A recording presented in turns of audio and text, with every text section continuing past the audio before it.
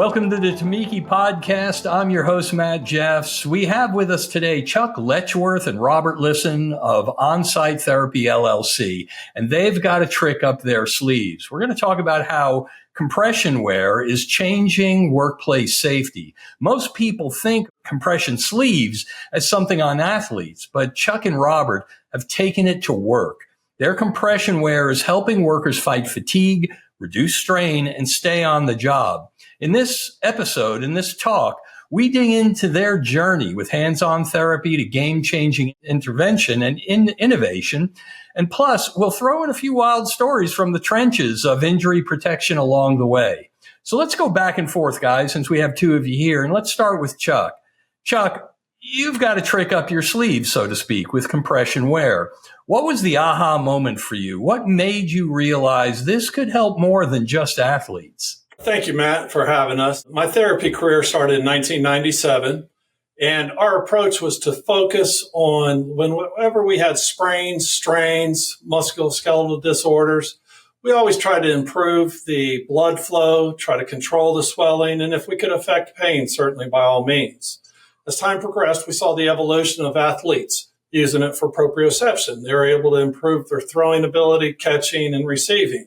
Thus, after getting my education in lymphatics, becoming a certified lymphedema therapist, I truly started to understand what is edema, what is complete decongestive therapy, how do you measure somebody, how do you wrap these kind of people. And when we started wrapping people and we went through movements with them to try to decongest the swelling, that's where I really had the aha moment. And talking with Robert, we were thinking, well, how could we apply this in this field of work? You know, it never occurred to me about compression and proprioception. I wouldn't have made that connection. That's really interesting. You know, my only introduction to lymphedema is what you've described, kind of in the clinical setting. But that really starts to open up avenues. And Robert, you've worked across the U.S. and Canada, and you've been with a lot of companies, or I should say worked with a lot of companies. Are they starting to get it when it comes to fatigue management nowadays?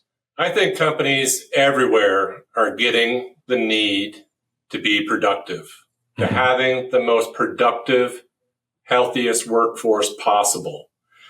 I think work is going to go through another evolution where our focus is on how to maximize the workforce that we have.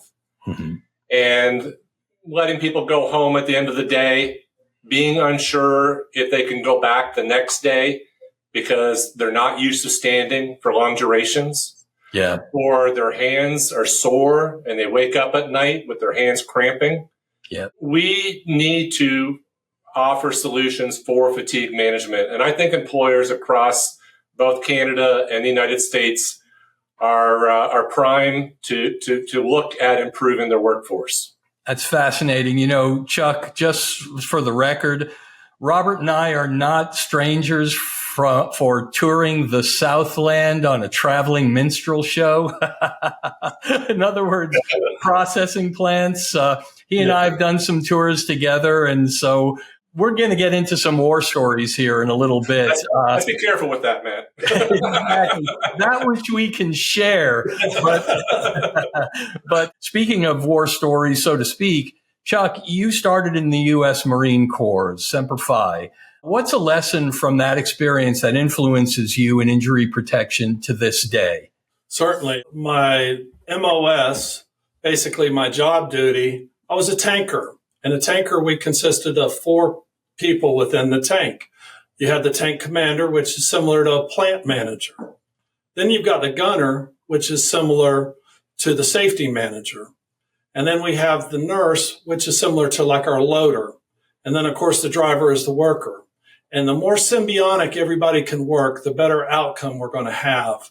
And that's where what I really learned is it's got to be a team approach in order to have a solution. I had no idea you were a tanker. My beloved late uncle, Tom Jeffs, was a driver of an M4 Sherman in the Battle of the Bulge. And he held Bastogne for 72 hours straight without refueling, without reloading. They just kept the tank going. And he told me amazing stories from that. And I had no idea that was your background as well, as far as being a tanker. I have a special admiration and respect for your ilk. Thank you. Yeah, no, thank you for your service. Robert, you've developed post-offer employment tests or POETs across the U.S. and Canada. And we've had, like I said, some experiences we could share in that realm, that which we can share. You've seen passes and fails along the way.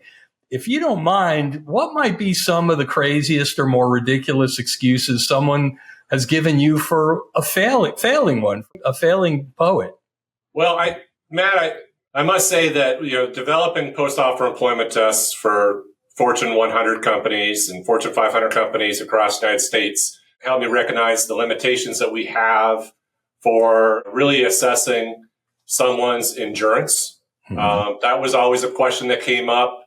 How do we test for endurance? And really, there's limitations on what you can do in a 1 hour protocol. I can't think of a failure offhand that's worthy of a story, but I did have the opportunity to do some testing up in Canada at a meat processing plant.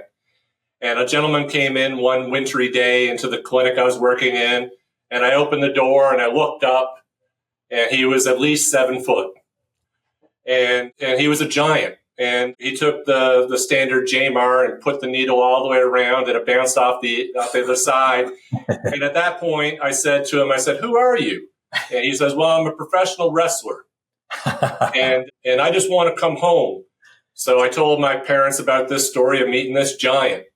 And years later, it turns out that he's in some major Hollywood movies like 300, Sherlock Holmes, and Guardians of the Galaxy. And when I see him in the movies, I'm always reminded, I just want to come home. He was just a big man. He could have, there wouldn't have been anything I could have tested him with to make him even close to failing.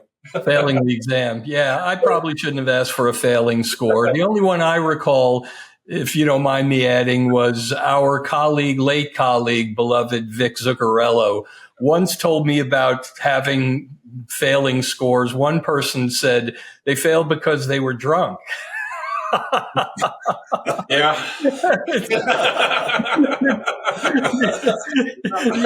You see all kinds of stuff in this line of work. Yeah, and sometimes they're just brutally honest. And it's like, well, do you really want me to write that down? Because it's really not okay. But anyway, Chuck, with lymphedema management and the ergonomics, lymphedema and ergonomics aren't usually words we hear in the same sentence. How did you really connect those dots? What did you see, and how do you explain it to people and to companies so they see it? Certainly.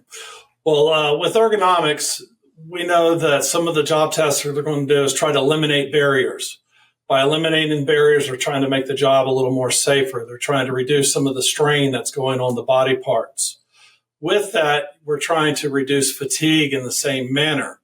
And with lymphedema, our focus is to increase blood flow and decongest the body part. And when we decongest the body part, we're optimizing the fluid return out of those areas. And when we do that, it's similar in nature because it's going to definitely help the individual perform their job tasks. Does that apply also? Because I know we talk about sleeves, but you have footwear, if I might use that term as well. I mean, you have socks as well. Does it apply the same to all four limbs? Yes, it does, because what we're focusing on is more of the superficial lymphatics. Yes. And with that, that's where more of the interstitial fluid is going to collect from these type of work behaviors. When we're standing, we have gravity dependent fluid. Right. And when somebody's recommending the job rotation or movement from point A to point B, and you have the gradient compression on your socks with your legs, as you have muscle contraction, it's going to help push that fluid out and improve a healthy component for that worker. That's innovative. Robert, when you're training an employer and you're trying to help them update their safety approach, are there any mic drop stats or something that makes them sit up and pay attention? Is there something, if you really need to pull out that card and play it, that kind of stuns them into, if I can use that term, into paying full attention to what you're trying to convey? Well, I go back to the whole premise of having a productive workforce, and Right. we try to limit the amount of motions and the amount of movements because they represent time. And in our pursuit of being more efficient, sometimes we forget the benefit of movement. As Chuck just described, the job rotations, one of the biggest components of a rotation, one of the biggest benefits is having to walk from one station to another. Right. And having that movement. The body wants to circulate. And it's the same thing with the upper extremities. As we increase the cycles, the work cycles that they have to work and limit the motions, we're not providing the opportunity to, as Chuck describes, the decongestion of the lymphatics. We become more fatigued, like a runner who's running for a long time and then lets their arms hang down and feels that relief.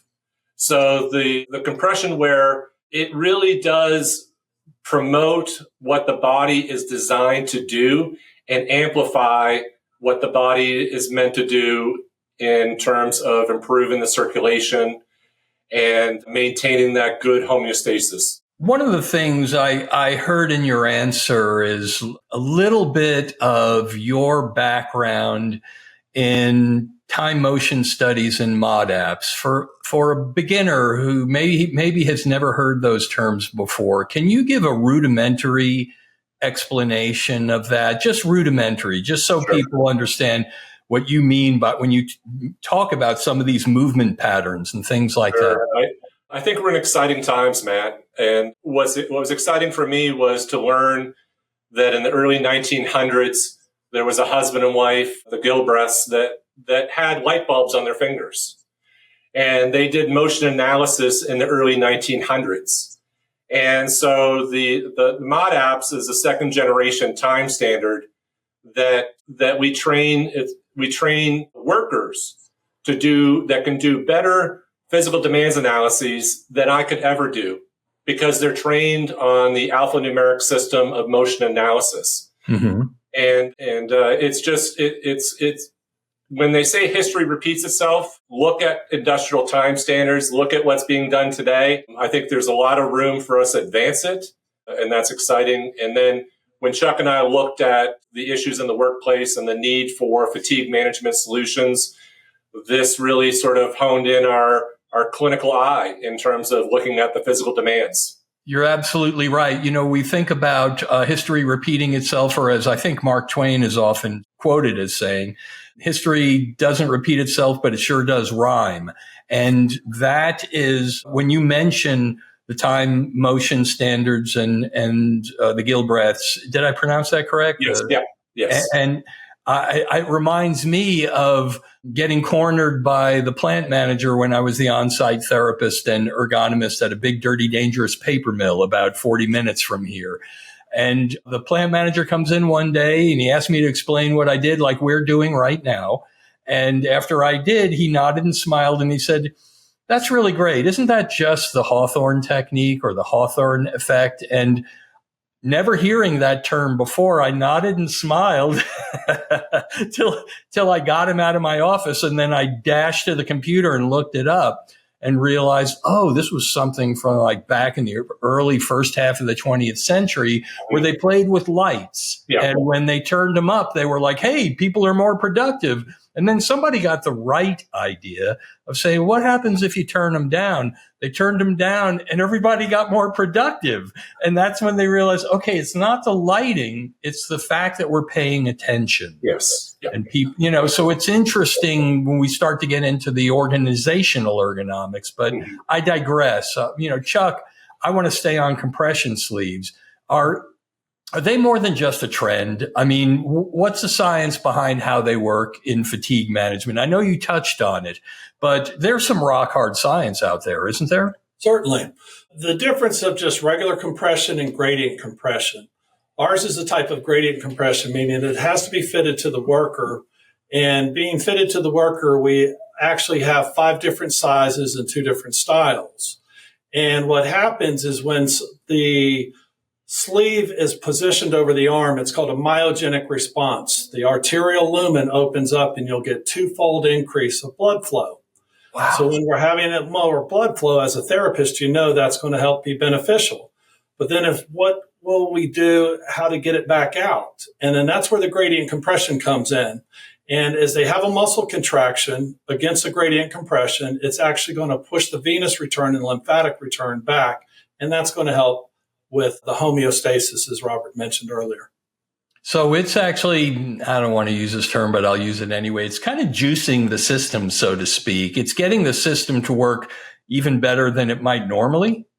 Certainly. You know, when you've engineered a job as much as you can, you've implemented the ergonomics, you've done the job rotation, somebody slides those sleeves on and it's going to be beneficial. We noticed the aging workforce really had a response with the longer sleeves for their arthritic changes. And then we noticed when they were applied to like an evisceration plant, we know that workers will usually find the best ergonomic solution many times, you know, doing their job task. So we realized they were using a long sleeve on the one extremity that had more shoulder movements and a short sleeve on the other to help with it. Wow. I didn't think about that. You could mix and match, couldn't you? Certainly. Oh, that's interesting. Yeah. Depending on what your dominant side is maybe, or what side, again, getting back to time motion, right, Robert? I mean, you can actually start to customize these things for individuals. Mm-hmm. Wow, exactly. That's interesting. I mean, beyond the actual sleeve itself, but the combinations of sleeves and that sort of thing. That never dawned on me.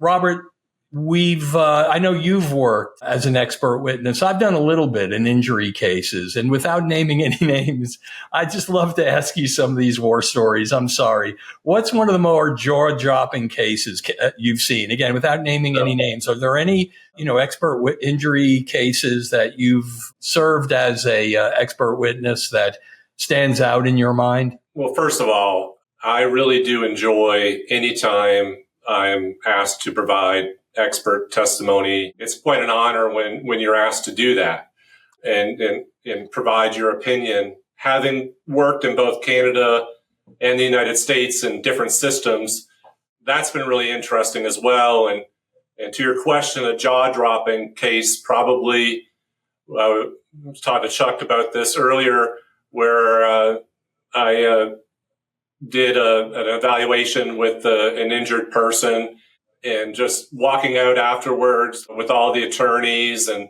they had cases and cases of files, and I never really asked any questions. I oftentimes I don't even know if I'm representing which side. I really like to be that impartial. I like to be in the middle. I think that's the goal. But as we're leaving the courthouse in the evening, they're like, "Well, that was a multi-million-dollar case that you helped on." And that was a jaw-dropping moment for me, because I was thinking, wow, that's a lot of money. Me being a little guy from Canada, sitting there with Judge Walkner putting my hand up and all that. And then to know that I was involved in a multi-million-dollar case, that was a jaw-dropping moment for me. But depositions, attorneys, I enjoy it because you learn. And it makes you a better clinician. It makes you look at things with a more objective eye, and it allows you to ask yourself the right questions. Am I assessing this properly with the job? Am I comparing this properly with the person's abilities? I couldn't agree more. Expanding your scope just circles back to make you a better clinician. In my own realm, I used to take pride in my clinical life of attending dozens of surgeries. It was twofold, obviously. I was getting to know the MD and the surgeon and more likely to get the referral, but also I wanted to see what was going on in there, because when I did get that referral, Chuck, you can appreciate this too. I mean, this person is coming to you with a hip replacement or something, and you can explain why they're so doggone sore, because you saw the whole thing. And so that really, to Robert's point, it does anything like that expands your scope. When you redefine your scope, you have all this extra exposure to draw from. I think it's a good, thank you, Robert. If you get a multi-million-dollar case and suddenly you go, there's a lot riding on this, but you do learn a lot when you're in those situations. Chuck, let's take a moment here and let's bust a myth. What's something people get completely wrong about compression wear, and especially for workers? Is there something that, you have like a myth you have to break or anything like that? Certainly. A lot of times we come from a field of being able to handle and work and touch individuals. And sometimes when you go into a facility, you may have an individual that says, oh, one size fits all. And that's certainly not the case. The performance of the product is similar to the performance of an engine. The more you can have it dialed in with the proper type of pistons and the type of carburation and air-cooled mixture is the same way the body's going to respond. When we get the proper measurement, you put them in the size, you're going to immediately see the individual light up and then be able to work at a better pace with less pain. Exactly right. I couldn't agree more. I at one time owned my own award-winning outpatient rehab center, and we actually were also I guess you could call us a dealership. I don't know. That's maybe not the right word, but for the custom knee braces that everybody's familiar with. And there was a line of off the shelf, and we had them too. We had the XL, L, M, mediums, just like t-shirts. Yeah. But to your point, when we were able to do the custom fitting, there was less of them bringing it back and saying, hey, this thing is sliding down my calf, or this thing, that extra attention really made a long-term difference. So I can see, I'm sure you see it in this work you're describing. People imagine this can just be an off-the-shelf thing. And it's like, well, sometimes yes, many times no. You have to to do this right if you want this to work for this person. A little bit of customization can go a long way. Am I hearing you correctly? You're dead on the spot with it. Definitely. Wow, excellent. Okay, well, so Robert, and both of you really looking ahead, what do you think about where wearable tech might fit into this? Because when I think of your sleeves and both the hands and feet, and, more tech coming online with like sensors, is there a place for that in compression gear as a future for workplace safety? Are you seeing anything like that in the field? We've had several discussions with sensor companies in the past few years that have approached us, and there is opportunities to marry the two together. The question is the utility. What's gonna be of value here? And as we mentioned, the time standards. Yes. That is going to be something that will need to happen. But then also the physiological changes, I think within time we'll have other sensor technologies available that will amplify the information. The big thing is that right now we're focused on providing the solution, but I think there is opportunities to work with sensor technology.